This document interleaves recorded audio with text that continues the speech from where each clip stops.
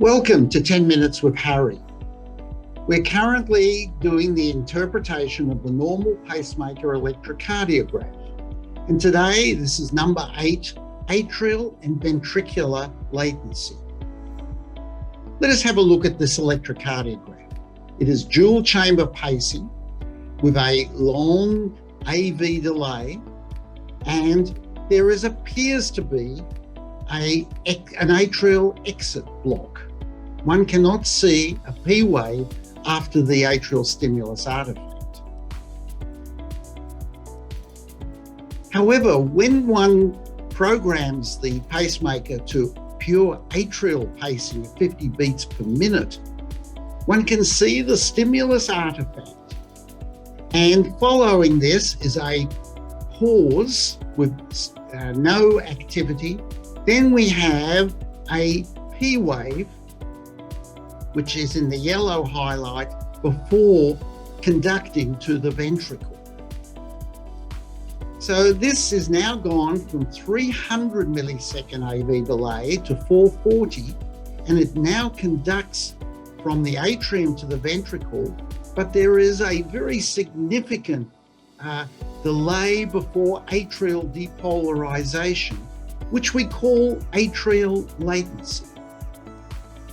It occurs with severe atrial disease, often an infiltrative disease such as amyloid. Following the atrial stimulus artifact, there's a period of very slow conduction, and then there is retained atrial depolarization. For accurate diagnosis, we must see this in all or at least most of the leads. And despite the P wave, we suspect that in all these cases, it is very poor atrial or absent contraction. And then successful atrial pacing is usually only transient. It's hard to program, and the main reason for this, as we've seen in the first slide, that we have to prevent the ventricular pacing occurring before atrial depolarization, which means, of course, that the atrium contracts, although it may be a poor contraction, against closed mitral and tricuspid valves. Look at this ECG. It shows a P wave and a QRS, and it is atrial sensing and ventricular sensing, so that there is no pacemaker activity. When we pace in the atrium and then the ventricle, you can see now that there is a latency period in red highlight from the pacemaker stimulus artifact to the P wave, which wasn't present as a latency during normal sinus rhythm, which suggests that these both sinus mechanism and atrial pacing take different pathways through diseased atrium. Here is another ECG but in a dual chamber pacing, and one can see at rest the atrial stimulus artifact followed by a latency period in red highlight, and we can just see the P wave occurring immediately before the ventricular stimulus artifact. If one exercises the patient, one can see what happens, that now we have lost the P wave into the QRS, meaning that now the atrium contracts against closed mitral and tricuspid valves. So what we need to do, of course, is to extend the AV delay to bring out this abnormal P wave, which follows the latency. And that's here, as you can see here, we've extended the AV delay significantly to make it long, but at least the P wave lies before the ventricular stimulus artifact.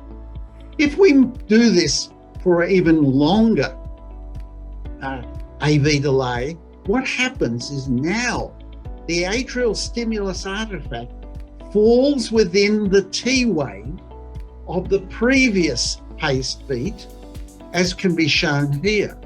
One can see the stimulus artifacts occurring, and this ECG also has a ventricular ectopic, which has the advantage of allowing the next stimulus artifact from the atrium to lie beyond the T wave.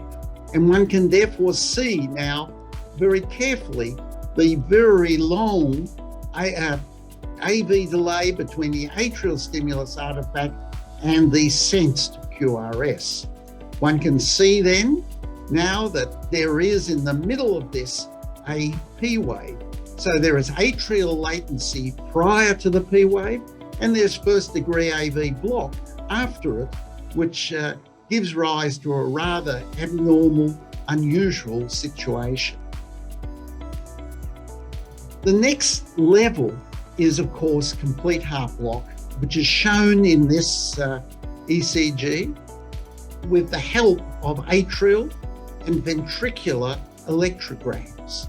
Look at lead 2, and you can see where the red arrows show you the atrial stimulus artifacts. One follows it along, you can see that the P waves occur there well after the atrial stimulus artifacts with very significant latency. Also, following the P wave, there are no QRSs attached to it, and hence this is high degree block or complete heart block.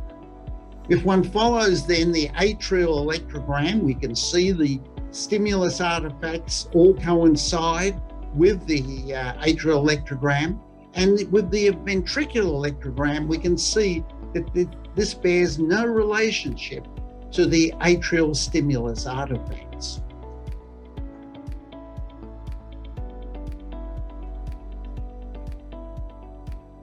What about ventricular latency? Here we can see the same situation that we saw in the atrium. That is, there is a stimulus artifact with the red arrows, followed by a period of delay with a very wide, very abnormal looking QRS. This is called first degree pacemaker ventricular block. Indeed, there is a second and third degree. First degree pacemaker ventricular block is pure ventricular latency. We can have a second degree pacemaker ventricular block, which may be a Mobitz type 1 or Winky-Bach, or even a Mobitz type 2. And then we have third degree pacemaker ventricular block, which is loss of capture completely with asystole. Let's have a look at some of these ECGs. They occur with very severe left ventricular dysfunction, a very wide QRS seen immediately prior to death, and are also associated with severe electrolyte imbalance and drug toxicity. This is first degree pacemaker ventricular block, stimulus artifact, QRS in between is quite a distinct latency period, which we need to be able to see in all leads of the ECG. Here is a second degree, a Winky-Bach. So you can see now the stimulus artifacts with the latency periods just getting longer and longer, and then we have a dropped conduction. And in the next, we see a stimulus artifact, a short latency period, and another QRS, but this now is a 2-to-1 block, a 2-to-1 pacemaker ventricular block. What about Mobitz type 2? Well, you can see this ECG of a bizarre QRS, a stimulus artifact, a fixed latency period, a very wide QRS, and every second beat there is failure of the stimulus artifact to depolarize the heart. So in summary, we have first degree, We have second degree, which is a Wenckebach phenomenon, and then third degree, all from the same patient. And the third degree is immediately prior to death, where there is failure of pacing. What have I learnt? Well, atrial latency is consistent with very severe atrial disease. Ventricular latency occurs immediately prior to death. It's referred to as pacemaker ventricular block. Like AV block, there are 3 levels of block: first degree, second degree, and third degree. Thank you.